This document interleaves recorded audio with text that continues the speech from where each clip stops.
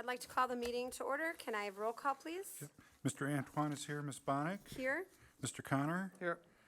Dr. Demas is absent with notice. Ms. Ikehurst? Here. Ms. Rice is absent with notice. Mr. Young? Here. Thank you. Please rise for the pledge.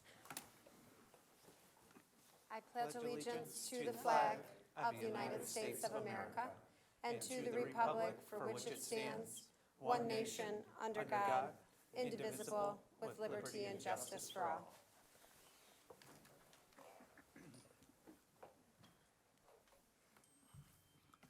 Can I have a motion for tonight's agenda? Motion. Support. Moved and supported. Just, I would like to draw your attention to the item E, Superintendent Resolution 67. As you know, in our board packet, we hadn't had that in there, but information was sent, and the yellow piece of paper has the resolution. And then also, if it's okay with everybody, if we could move F after the second public comment, since it is closed session, and we are not coming out to take any action. We're not coming out to take any action. So with those changes, is everybody okay with that? Yep. Yes. All in favor? Aye. Aye. Opposed? Motion carries. Moving on to celebrations. Oh.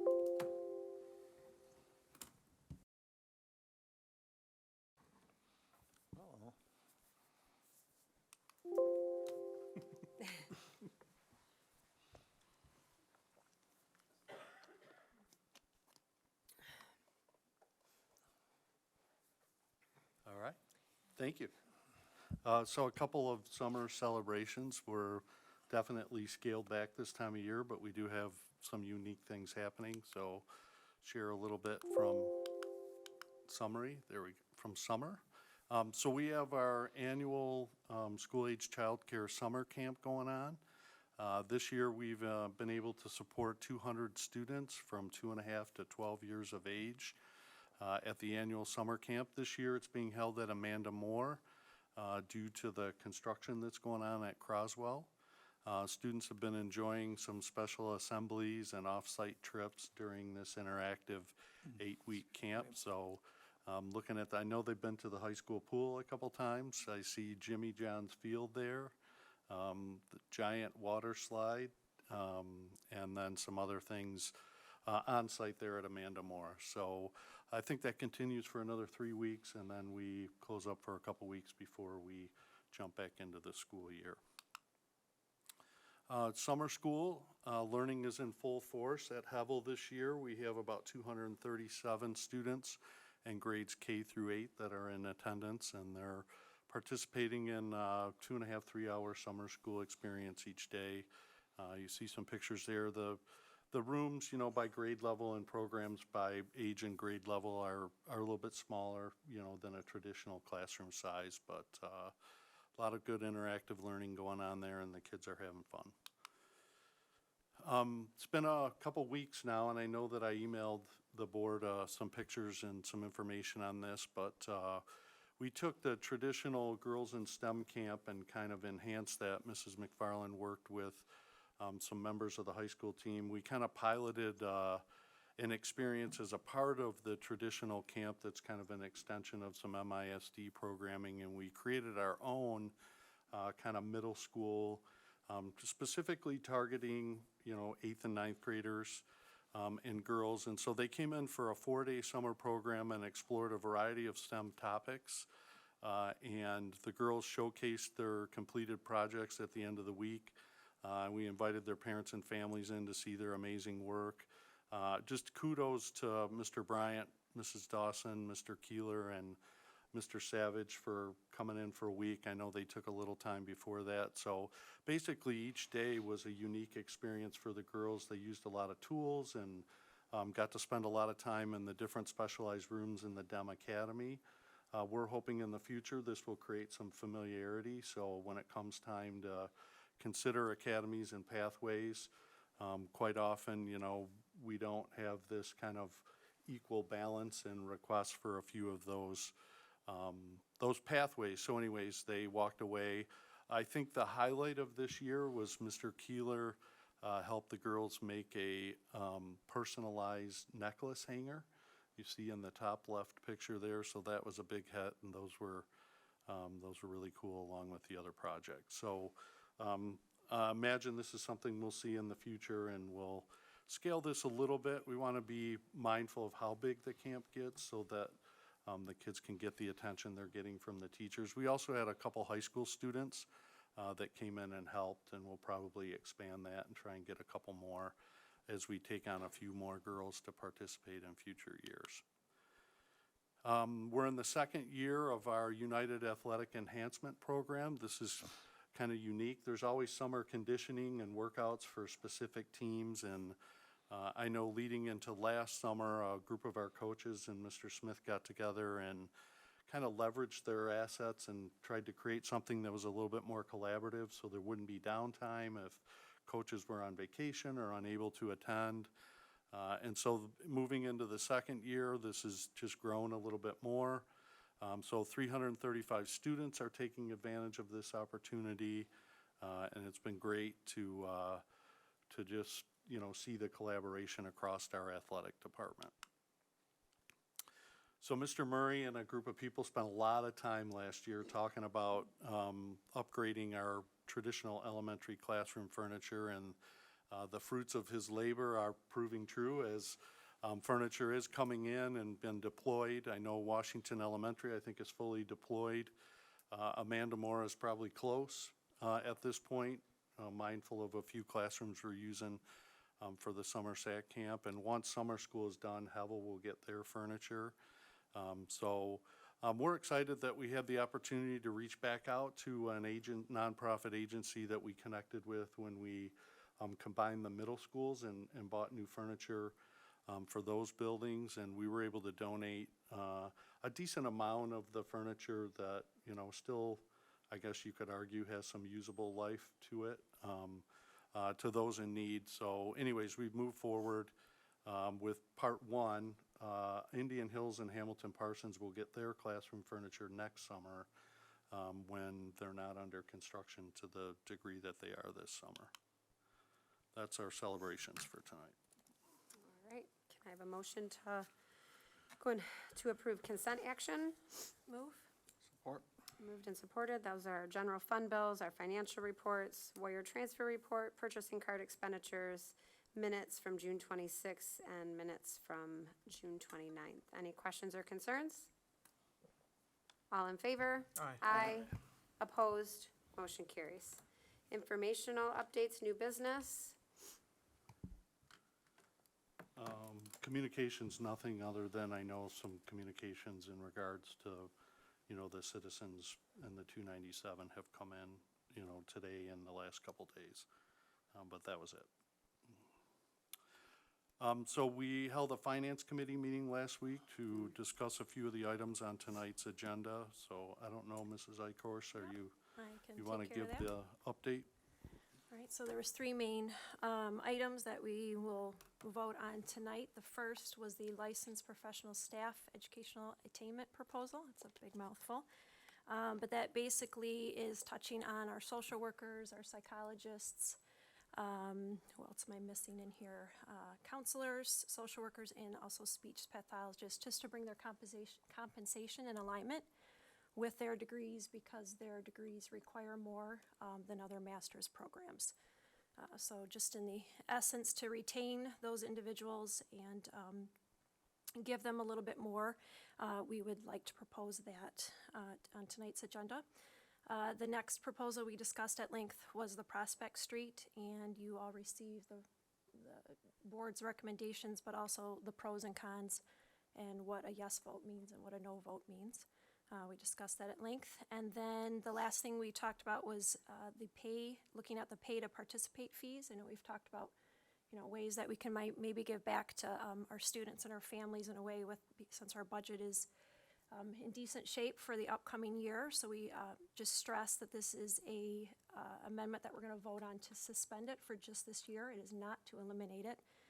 And there will be some sports such as hockey, lacrosse, and bowling and some others that occur with some other fees that have other expenses that will not have the same fees waived, is my understanding.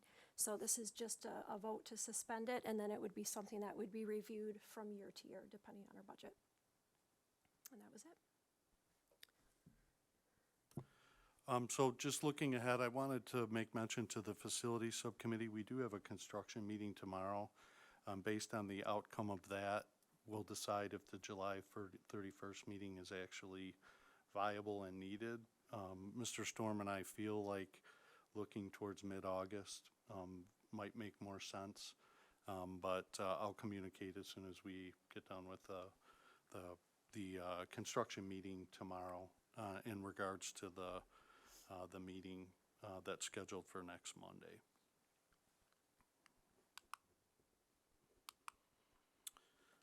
So the other presentation we have for you tonight, I know when we met back in March during the study session to kind of present to the board the year one action plans for the strategic plan, we talked about coming back in July and kind of giving a quarter two update. So I would remind the board and the public that the first quarter of this year one was really developing the action plans and getting them presented to the board in early March. So we've been working since then on some action steps that were designed in each of the pillar areas for quarter two.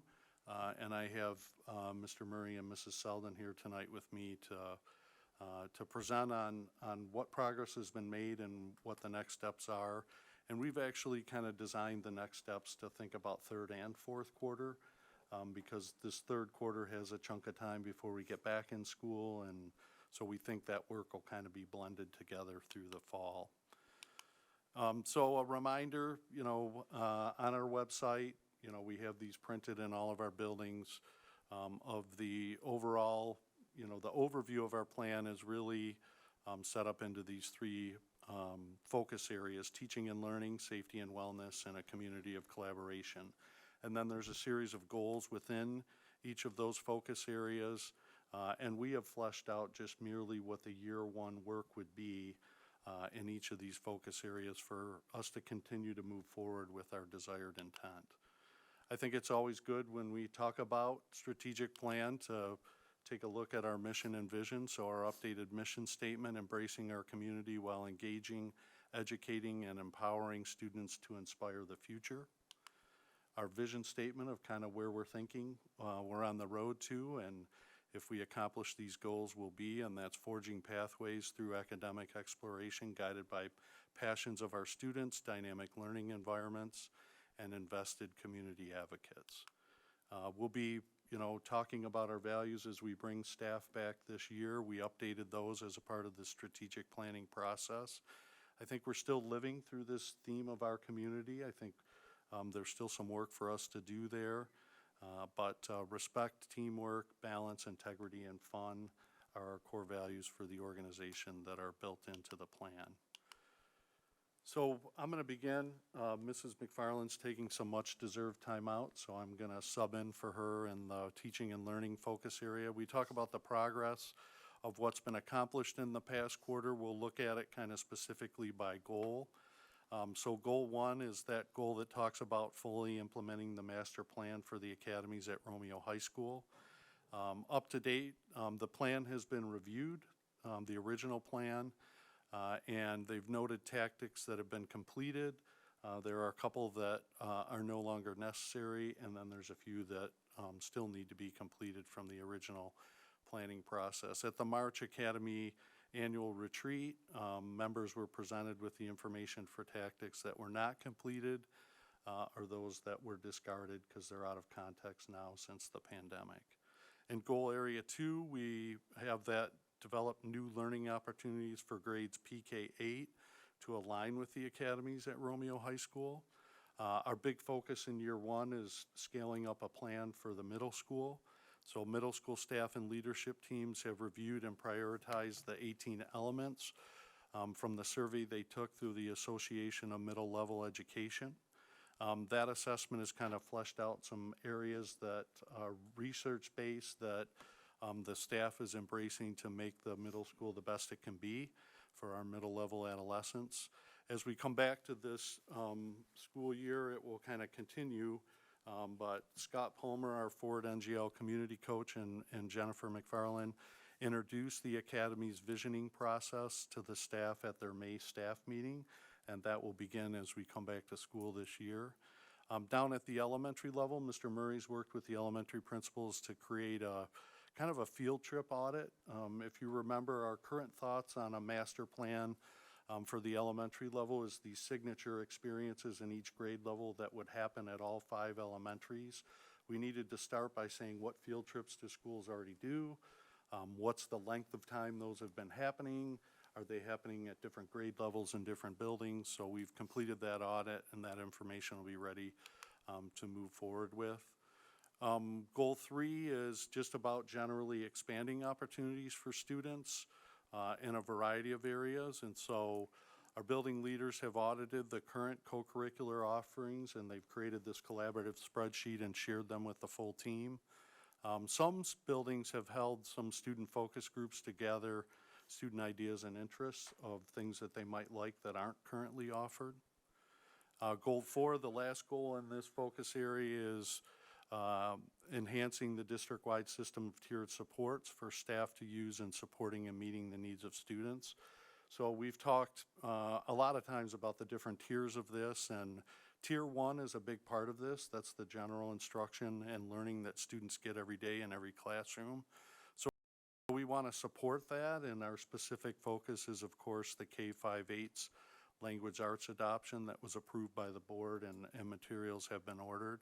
We also did some updates to the curriculum around social studies. Third grade and 4th through 8th grade, those updated materials were approved back in June.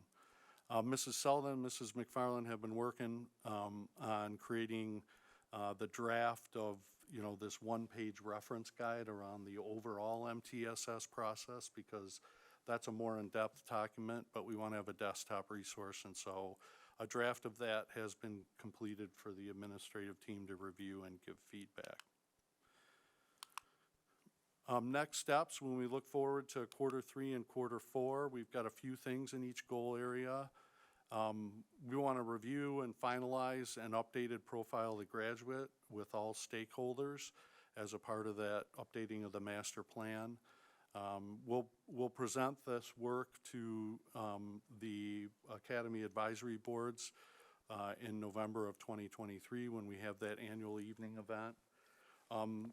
We're going to work on updating or creating these new tactic areas to address, some of the challenges that are different now than the original plan to get us to full implementation at the high school level. When we look to the new learning opportunity design for PK8, there'll be continued PD and planning work done on August 22nd and 23rd, professional development days with the RMS staff.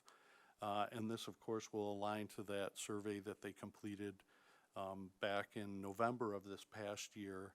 So we're really taking this we believe, middle level education research tenets, and we're trying to bring that to the Ford NGL master planning process, because we're kind of out in front. There's a handful of communities across the United States that are ahead of us in terms of what does this look like for the middle level, but it isn't scripted. So we have a little bit of autonomy, and we think by aligning with the National Association for Middle Schools that makes good sense. We want to include other stakeholders when we get into this planning process, so soliciting student, parent, and community members to be a part of these couple of days, and then actually to serve on a steering committee throughout the fall. The visioning framing work for the RMS Academy's master plan, we really hope is completed by the end of quarter 4 and the end of this calendar year. Mrs. Selden, you want to come up to the podium, and I'll click and you can talk a little bit about safety and wellness?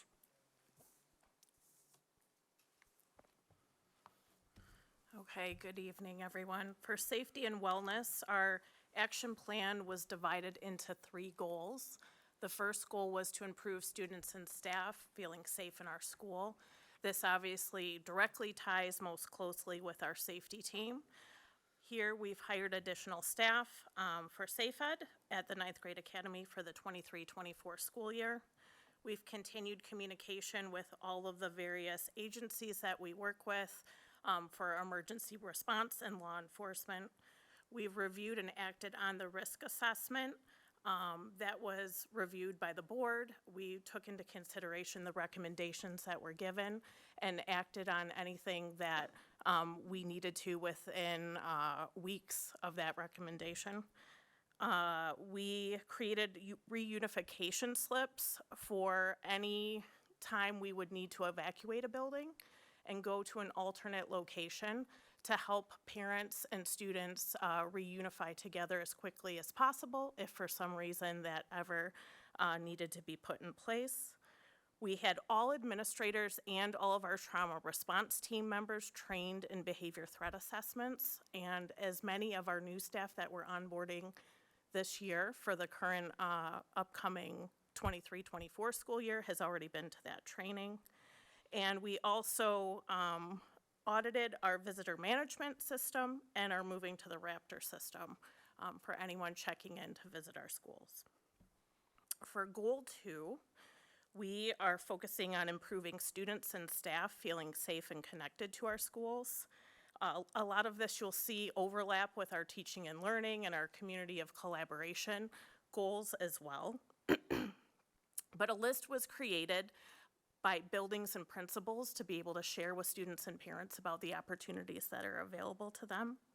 More student voice is sought through our wellness committee, our RAC, athletic committee at the high school level, and we are recognizing our staff through our Family Bulldog Award recognition process. Goal 3, for creating a continuum of district-wide wellness initiatives that empower our staff and students. We have created a list of the wellness resources that we already had in place, so anyone seeking that information could have that shared with them. We've analyzed the gaps in our wellness resources and are adding new resources based on that review. We have increased our student support opportunities with Positive U, additional school social workers, additional school psychologists. And we've used our school social workers in a new way that we have not done before and have serviced hundreds of general ed students on top of the special ed students that we've already serviced in the past. We have added an additional school social worker to Croswell, our early childhood center. And we have finalized and created our district wellness plan in May of 2023. So coming up for quarter 3 and quarter 4, we have some goals for goal 1. So we're going to coordinate time with all agencies. So we've had communication with agencies separately, but we would like to have time for all of those agencies to come together and have shared communication with us, including Oakland County Sheriff's Office for our HP students and staff. We are having ongoing training of our administrative staff from central office to help with the reunification process and their work at the sites if we should ever need that in the future. We have ongoing work on a prioritized safety training list where we would have a more seamless list of prioritized training for any new staff that's hired during the school year and how they can catch up with the safety training materials that we use each and every day. Ongoing expansion of parent awareness of district comprehensive school safety efforts. So the more that we add, the more that we would love to communicate with our parents and our students.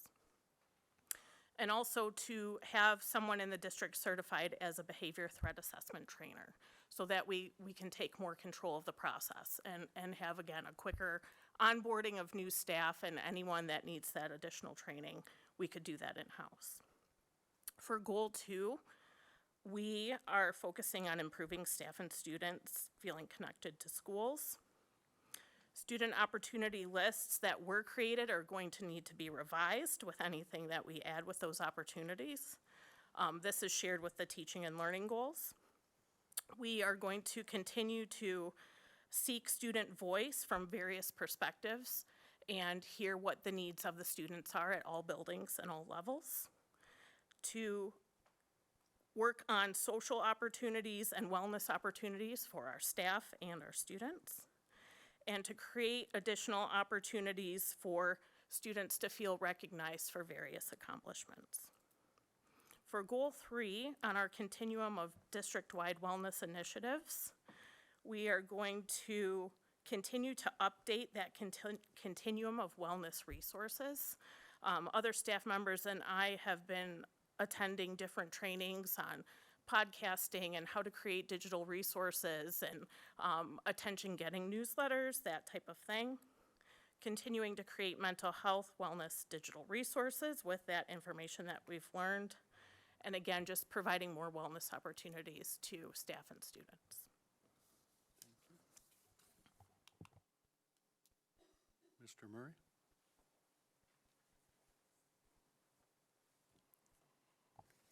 Good evening. Last but certainly not least, the community of collaboration. Our group's been hard at work, really just trying to understand a lot of the systems that we currently have within our schools, the quality of them, and what can be done to enhance those things that may not be occurring the way that we'd like them to.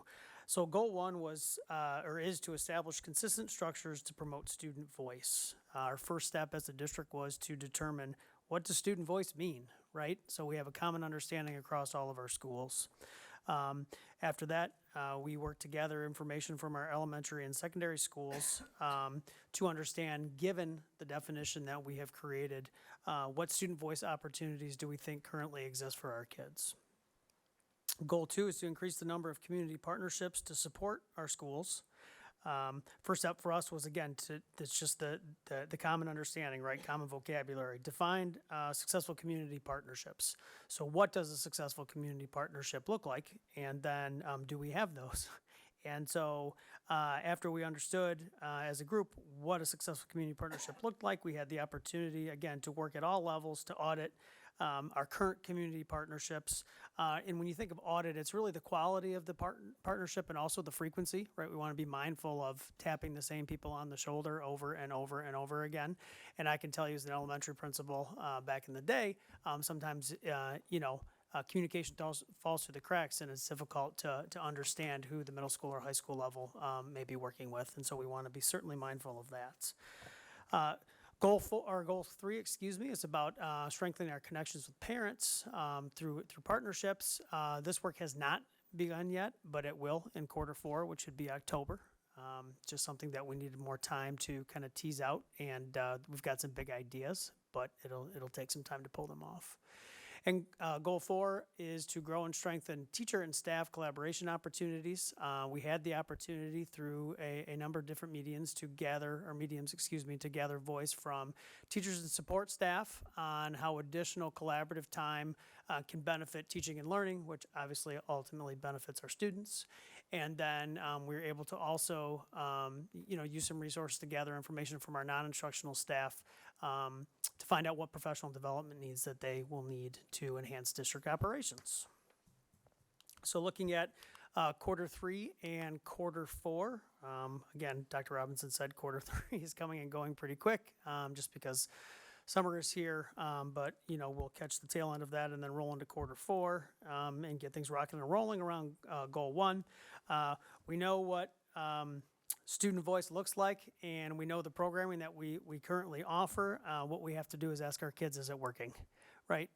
Do you feel like you do have the opportunity to share your voice, especially around key things? And so we have to determine the efficacy of the work that we're doing, and that happens by talking to kids.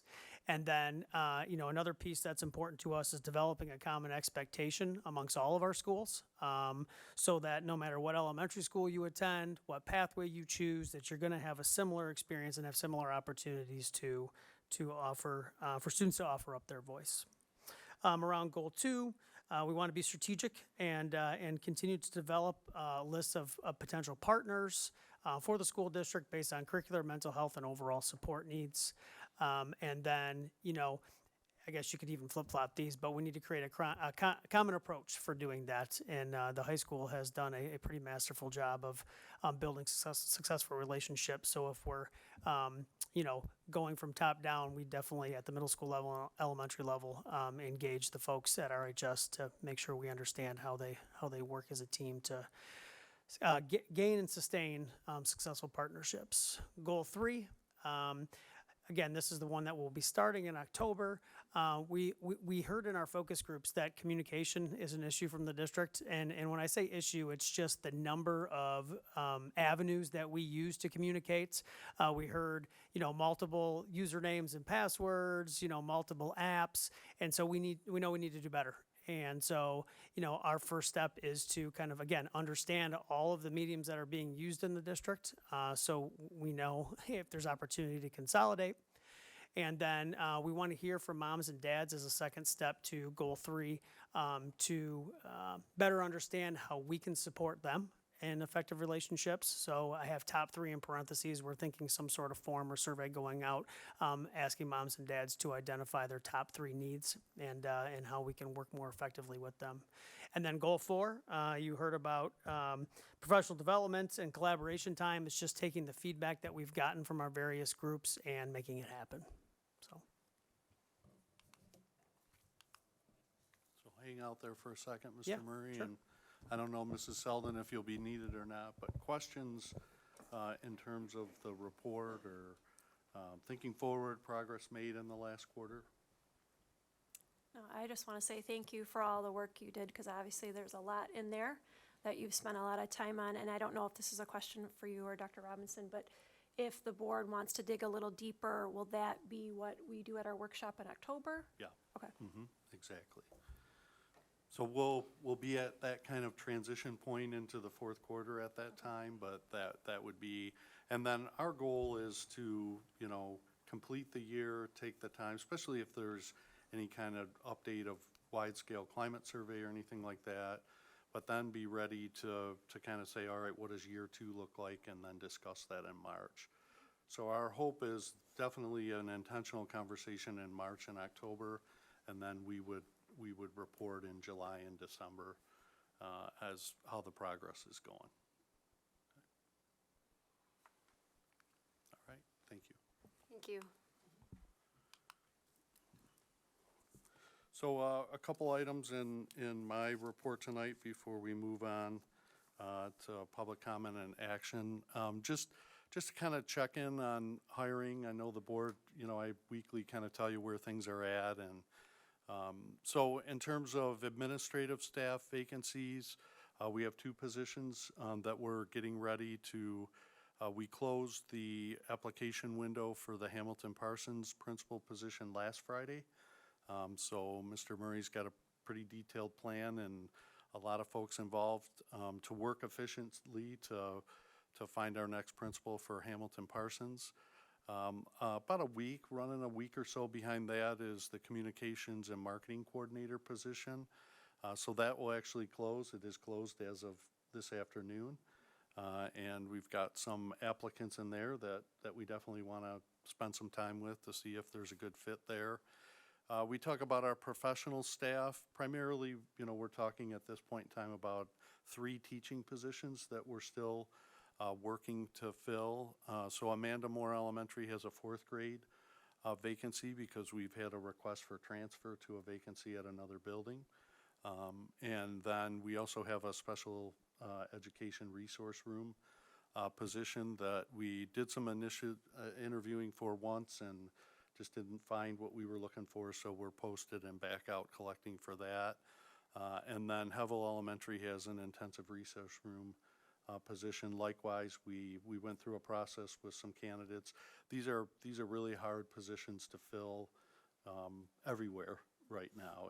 If you're looking for, especially higher level needs, special education classroom teachers, it's really hard to find those out there at this time. But we've got some plans to jump back into this as we hit the beginning of August and hopefully get these filled. We've also had conversation about if we don't find the right person, how do we create that interim long-term sub until we do.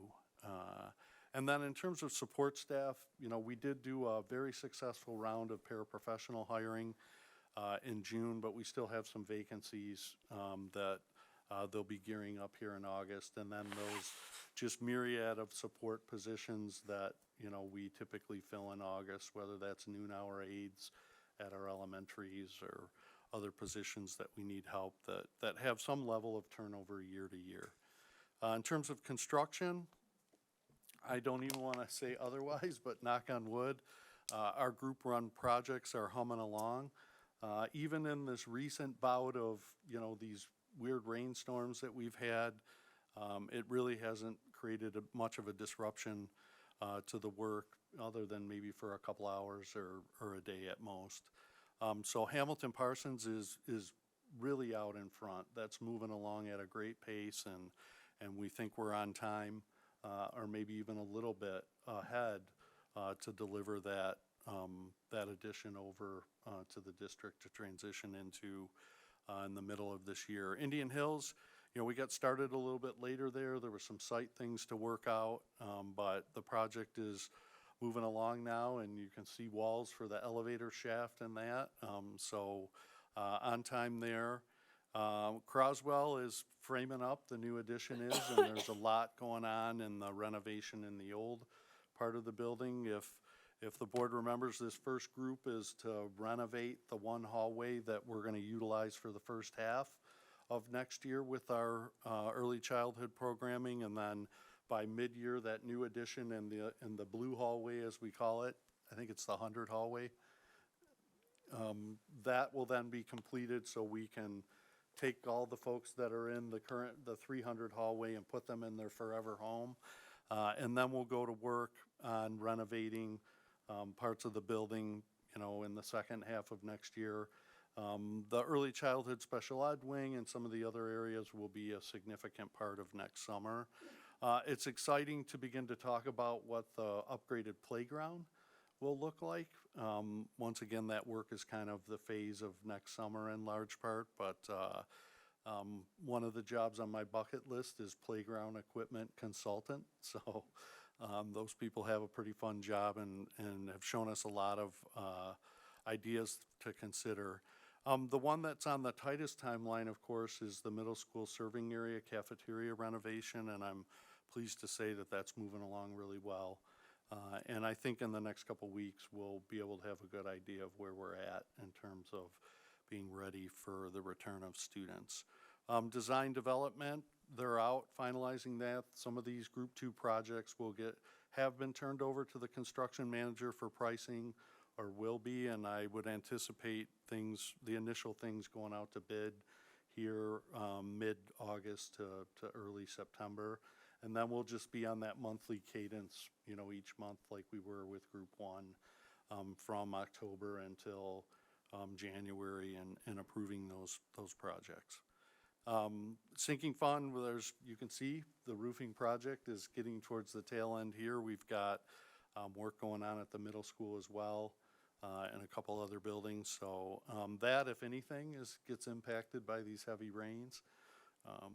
And then just to reference, on tonight's agenda is the next classroom furniture approval, and that's for the specialty classrooms in those new additions at Hamilton Parsons and Indian Hills. In terms of the Prospect, the sale of the 297 Prospect, just take a minute to kind of update information that the board knows, but I think it'd be good to just kind of talk about, where have we been over the last couple months, because we've continued to invest a lot of time and energy into getting to a place to take some action. So really late March, just before spring break, but more so in April, conversations commenced around the sale of the old middle school site with citizens who live in, immediate proximity in that part of the village. Many of them are here tonight. Thank you for being with us again. We subsequently kind of created 2 opportunities to circle back and provide more comprehensive information on where the RFP process, was at and what had happened in the series of months prior. And we did that through a couple of committee of the whole meetings. So we had scheduled subcommittee meetings and we converted those to committee of the whole in person here, so that we could share that information in person and also allow the opportunity for public comment. And we had some good conversation come out of that. We paused at that time in bringing a recommendation to the board, which would have been at the May 1st meeting as originally planned. We gathered all that input that was shared, whether that was in public comment, emails, phone calls, or in-person meetings, and kind of put together this profile of things that that were desired and needed more attention. We visited where we were at with our district leadership team, and that's myself, Mrs. Lasky, our professional consultant, Mr. Bowman, and then district legal counsel, Mrs. Abrams. And we had a couple of conversations so that we were ready to engage the board in a conversation about our path forward and what that might look like. The district then held some meetings with a developer representative on behalf of the citizens group to review important site development information that was being shared from that individual on behalf of the group. We met again with the top 2 remaining developers from the official RFP process. This was a 3rd meeting with those individuals to share all the knowledge that we had gathered. We offered them the opportunity to update their proposals in light of the new information that we think was important moving forward. They both did. Key conversations were had on topics like density, buffer space, green space, historic district aesthetics, preferred house design and elevation elements, the educational history of that site, the rock, if you will, from the morning club, Monday Morning Club, Women's Club, the reference to a memorial tree that still existed on site, and all of this information was included in our conversation with these 2 developers and their considerations in updating their proposals. Since that time, we've held 2 closed session conversations, lengthy closed session conversations. I appreciate the board for their thoroughness on this. Those were, you know, as legally allowed under the Open Meetings Act, as part of our last 2 regular Board of Education meetings. That included our full district team. And the board, you know, just needed the opportunity to process the updated information from the RFP developers and otherwise. The district team, as we've gotten into July, sought answers and input that was requested by the board for us to gather. At the June 26th meeting, Mrs. Bonnick, I know you spoke and kind of made it clear the intent of the board was not to keep the property. It was an asset that was no longer needed, nor did the board intend to donate the property. The intent was to sell the property for single-family home development, which of course how that is zoned. Ultimately, we've considered revised plans from 2 of the RFP developers and weighed that against other development options on behalf of the citizens group, many of you who are here tonight. Tonight, we have a recommendation for board action that will authorize the administration to finalize a contract with Clearview Homes. If approved, and once the contract is complete, the due diligence process will begin between the developer, the Village of Romeo, and Macomb County, those other boards and commissions that get involved in that detailed work. If there's no support in honoring the original RFP process and that recommendation tonight, then the district team will work with the board to issue a new RFP with completely different intent than the initial one. It's important to note that Clearview Homes has expressed to us their willingness to engage with the citizens group who live in direct proximity to the prospect site once they are under contract with the district. After all factors considered, we truly believe this is the best solution for all parties involved. We are well aware that we will never have full agreement on the matter, but it has been given careful and thorough consideration over the past 2 months, and that brings us to a resolution tonight. The last thing I have in my update for tonight is Just a notion to, I guess, a follow-up to what Mrs. Eichhorst talked about from the Finance Subcommittee meeting. There's a resolution on the table tonight to suspend athletic participation fees for the 23-24 school year. I think it's important to note that this typically generates about 20% of the total athletic budget, not the full athletic budget, but about 20%. We are certainly grateful for all the years that those fees have been paid, but we think we are uniquely positioned, at least for this year, to suspend those on behalf of our students and families. As I shared with the board, in your packet information, and we discussed at the committee meeting, we believe it's best to review this annually in the budget building process. And we hope that after a series of years of suspending these fees, that maybe they would be eliminated. But at this point in time, this is just simply a suspension for this year.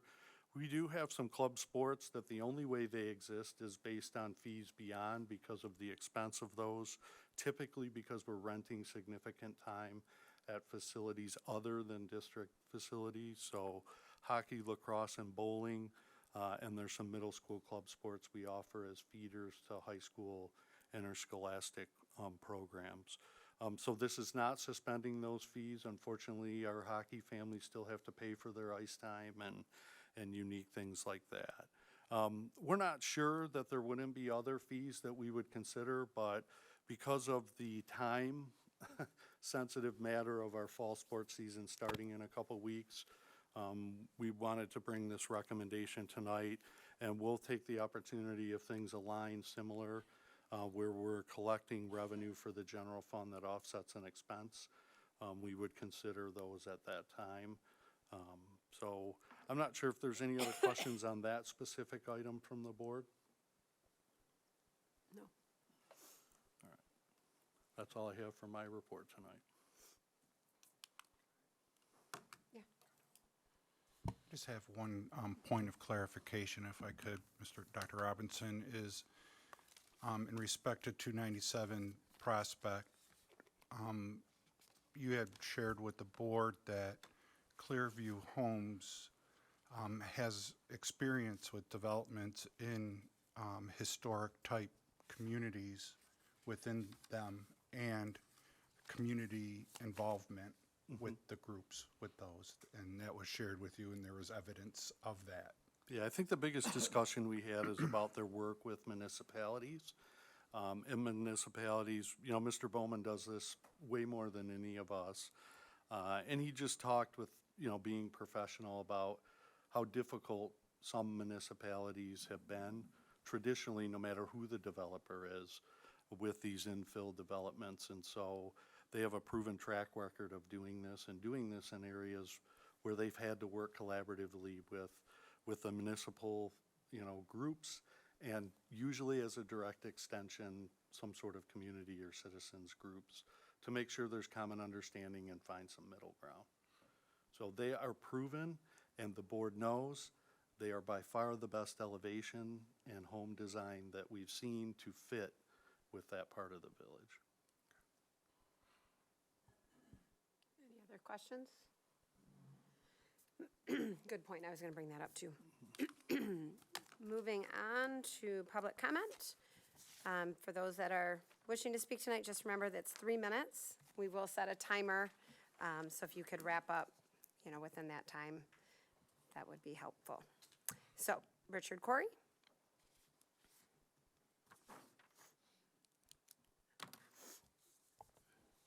Thank you. When I first saw the agenda where you had Resolution 65 on it, I kind of had mixed feelings about it.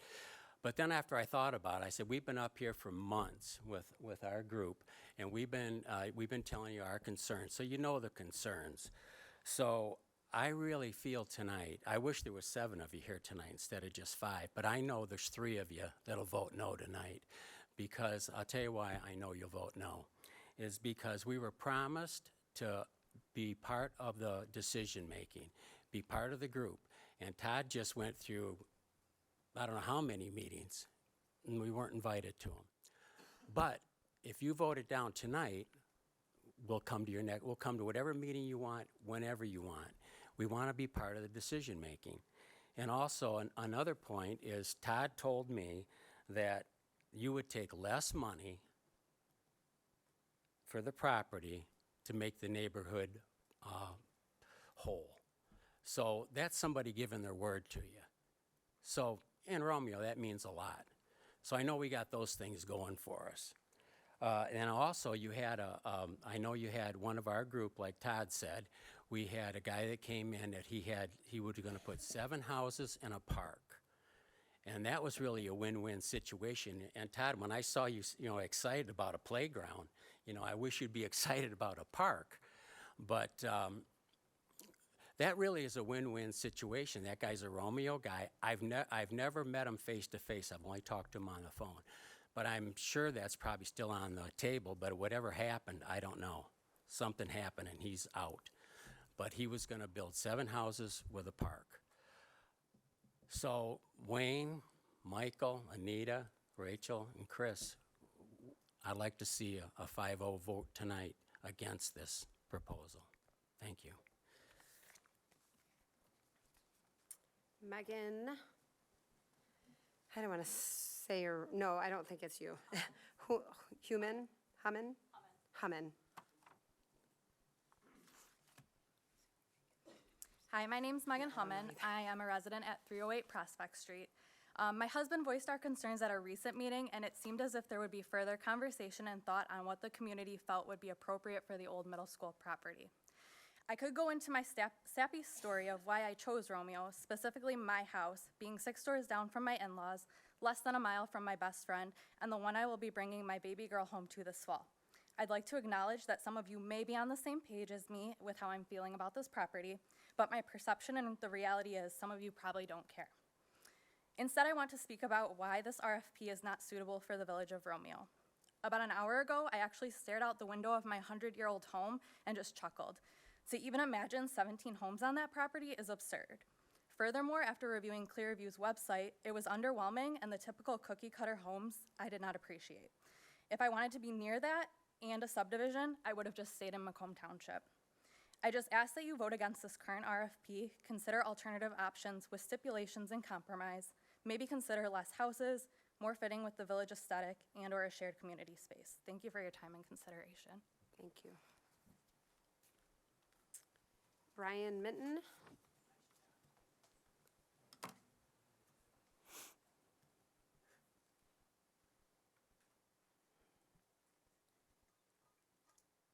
Brian Minton, 280 Prospect. I live across the street from the property. We spoke last time. I just heard Todd say it and I heard Anita say it. You guys call this an asset that the school doesn't need. We call this our home. This is where we live. If someone came into your neighborhood and said, that's an asset across the street from you, we don't need it no more. We're gonna put in whatever we want, 17 homes. I just looked at the Clearview proposal. Single family homes, garages in the front, same thing you get every Decorah Park, every other Pulte home, everything you see going up in Macomb County. I mean, you didn't share what the new proposal would be. Maybe it's different. I'm just asking that you vote no. Let us have the opportunity to work with you to come to a resolution that we can all agree upon, the community and the school board. I mean, Romeo came from Romeo. The school board came from Romeo. All the district came from Romeo. Everything stems out of the village. And I feel like the village is getting a bit of a bad rap here, especially with this sale. We have the administration building in there, and then we have Amanda Moore, which we talked about parks. We've still got wooden structures at the Amanda Moore playground. I mean, there's things that need to be improved at these schools. We've got all the kids across the street playing baseball in the neighborhood. A lot of the kids and the families here, they look out, they see them. We got deer in the park. We got all kinds of things happening over there now. Granted, it's the school's property, but it's also us, the taxpayers' property. It's not just your guys' property to do what you will with it. Why don't you put out a community survey for the whole entire school district to ask what we could do with it? Maybe there's something people in Washington Township would like to see. Maybe there's some other buildings we'd like to see there. Something to do with the school, some other activity centers. So I just ask that you guys would help, at least pause on it. Let us help you with it. Come to us and use the word that you gave us of letting us be involved. You told us we could be involved, but we weren't involved. We got a few minutes to say something at the last meeting in May, and that was the last we really heard from anything. That's all I really have to say about it. I'll move on to the next. Thank you. Thank you. Thomas Ridley.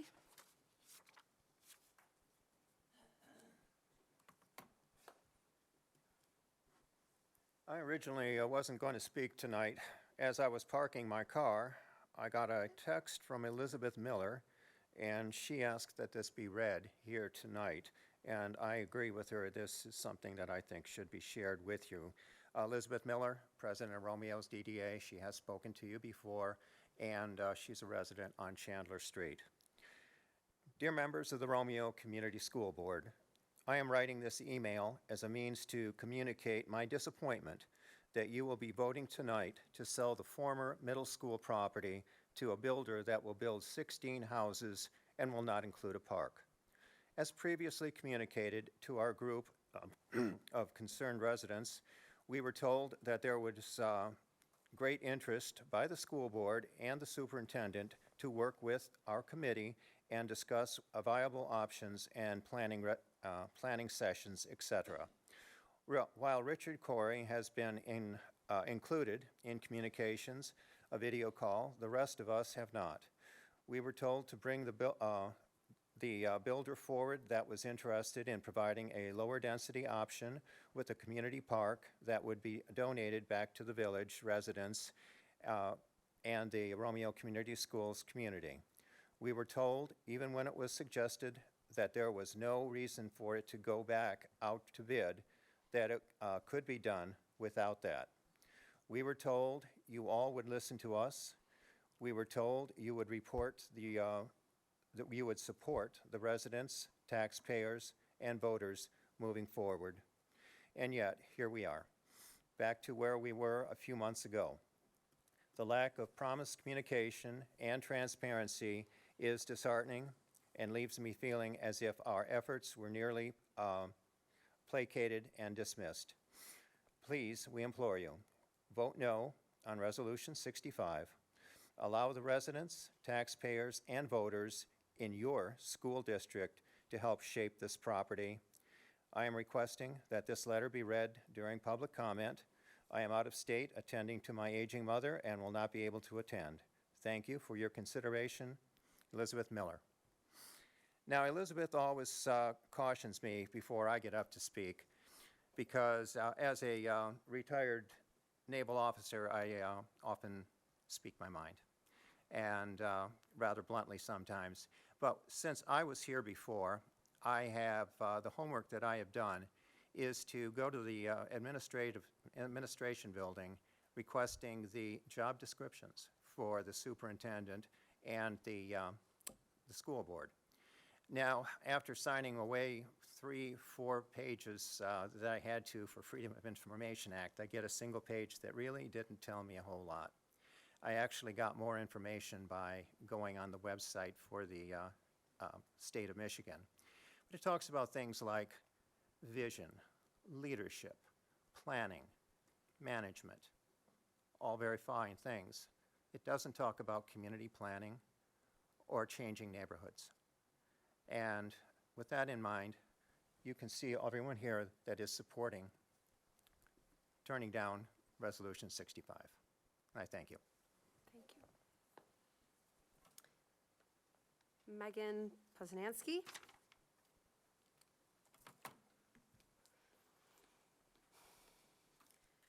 Good evening, Board. My name is Megan Poznansky. I am the Village of Romeo president. Some of you I know I've met before, some of you I haven't, just in case. I wanted to take this moment to thank you for your time and what you have done so far. Some of what I have to say, we all know, but I think it bodes well to just reiterate. The Village of Romeo has traditionally supported the Romeo Community Schools, and we continue to support it.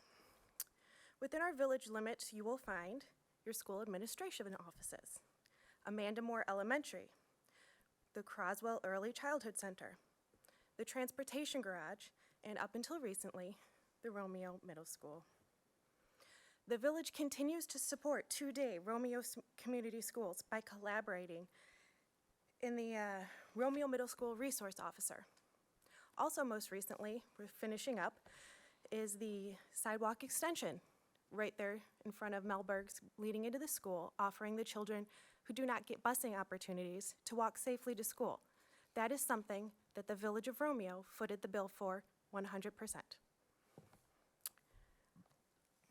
After that, I just wanted to reiterate again that we already know that the Village of Romeo owns the alley that runs north and south there on the property. It's towards the north side. And that Romeo Community Schools has no entitlement, nor has it been ever given permission to sell the village's alley. With this in mind, I'm hearing much conversation about a number of houses that can be placed there and such, and I just wanted us to realize that with the selling of this property does not come a guaranteed site plan or a number of homes. That once sold, this owner of this parcel will need to come to the village, as Mr. Robinson has mentioned, go to our planning commission, get proper permits, look at stormwater management, and all this stuff is gonna be a while. And I'm glad to hear that whoever this Clearview is, should they win, they collaborate well with the community, because that's gonna be a lot in my office. But I would just ask that you would consider how much the village has always and will continue to support the school system, and maybe just take a little more time and support us right back. Thank you.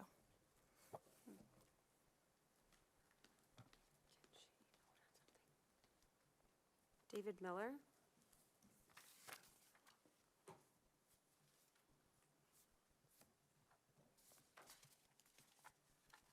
All right. So just want to start by saying thanks again for everything you do for the community. However, just, obviously the elephant in the room is the fact that we came in peace a couple months ago about the old middle school property and the lack of communication that we felt as community members, and the push for high-density housing on the property. And so you're now voting for Resolution 65, that is to sell the property to a developer who will place high-density housing in the backyards, regardless of what was said earlier. It's exactly what we were coming here to address. And the fact the only plan we've seen is that all of the backyards face the current residents, face the street side, in other words, and all the houses face inward, which is kind of a rude, I would say a rude design for how the village is laid out. So it's not architecturally consistent at all in layout. So I'm disappointed that it's come to this point, but I guess the problems that we have are the communication, that we came here peacefully, openly with concerns about the issue and a path forward, and that Romeo is a historic village with houses that are simply, we don't make anymore. It just doesn't happen. The proposed development risks destroying the national heritage. Romeo has something special that cannot be recreated, and so a poorly designed development is not just about the houses and the facade, it's about how it's designed and whether it's a snaky, weird road that doesn't exist in our village and now will face all the houses outward. We have basically a collective responsibility, the board and us, to save the architectural history of our village and the footprint of our village. And then the lack of communication, really there's three major points. One is the supposed survey that went out to all the local residents surrounding the park that nobody here has said that they ever got. And supposedly that was part of this whole thing, is that all the residents were supposed to be surveyed. So that's a piece of communication that's bothersome.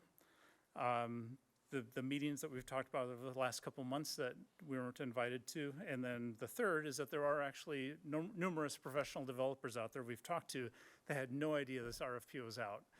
And again, I've been in acquisitions for a long time, and when there's a lack of transparency with RFPs, people start scratching their heads and saying, is this baked for somebody? And I'm not accusing that, I'm just saying the perceptions is how it is. It's just how things go. So taking together all three of them starts looking like there's something that's trying to be forced through, something that's, slip under the radar, just get it done quick, make sure nobody knows about it type thing. So that's really what bothers me, that And the fact that, you know, my email box, my In 3 minutes. mailbox will be full of things concerning millage, but when we come here peacefully to talk to you about this, there's very little communication. That's kind of a little bit of a rub. It's been 3 minutes. So I highly recommend that there be a no on Resolution 65 tonight. Thank you.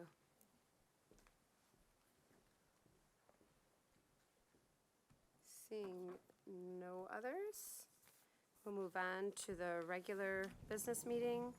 Can I have a motion for Employee Services Resolution 63, which is the personnel update? Motion. Support. Moved by Young, supported by Antoine. Any questions or concerns? All in favor? Aye. Opposed? Motion carries. Facilities Resolution 64, elementary furniture proposal, specialty classrooms at HP and IH. Motion. Indian Hills. Second. Moved by Chris, seconded by Rachel. You got that? Yes. All right, any questions or concerns? All in favor? Aye. Aye. Opposed? Motion carries. The next one is Business Services Resolution 65. Can I have a motion? You should do roll call. I will do roll call, but I need a motion. I'll make the motion. Can I have a support?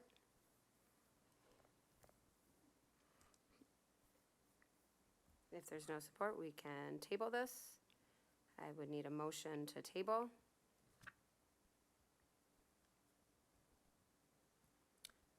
I motion to table this till we have a full board present to vote. I just want to go back really fast. We can do that, but do I need to close out the first motion somehow? Well, if it didn't, never There's no went, I support, just, yes. yeah. So we don't need to do anything. So now a motion on the table is to table Resolution 65. Support. Moved and Second. No, you made it. Yep, sorry. Supported by Chris. Are there questions or concerns on this? So my question would be, if we're tabling it, do we want to go further to table it to say we're not doing this and we're putting out an all-new RFP? Or are we tabling it for some other reason? We're only tabling this resolution. This has to be considered at some time. Right, There's- but, so that's why I'm just Yeah. wondering what the intent of the table would be.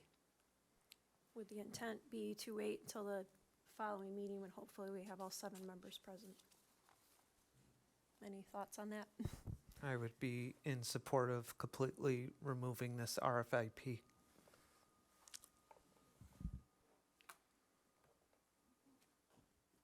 We can't remove, Two different things, right? what? Two different things, right? Yeah, it's two different things, so we have to, let's just move forward.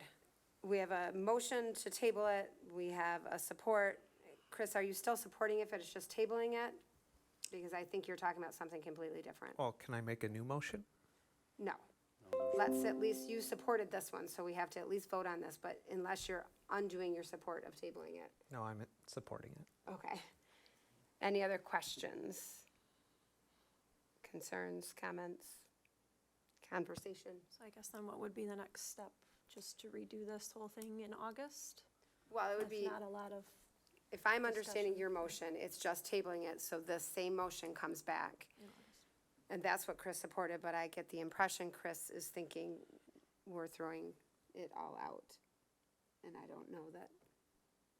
I mean, I would be in favor of a new one to remove this RFIP or RFP. Mrs. I Ikorst, really don't want to I just table it want to to clarify, August. your motion was to Right. table so we could have all board members present.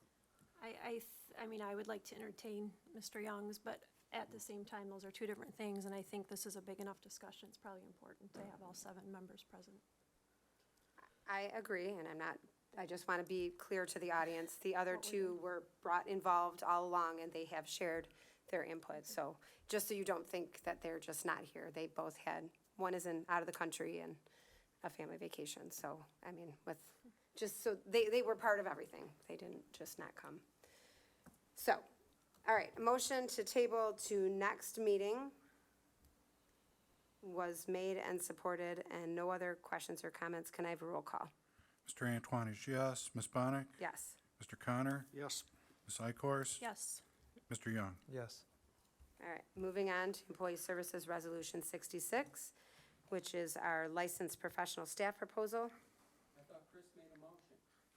It was not seconded. We were voting on the first motion. His motion, Mr. Corey, we're going to get through this, and then we'll go on. I just thought there was a motion on the table. There was not. The motion that he supported was tabling it. Okay. Okay. Employee Services Resolution 66, which is the licensed professional staff proposal. Motion. Their support. Okay. Moved by Young, supported by Connor. Any questions or concerns?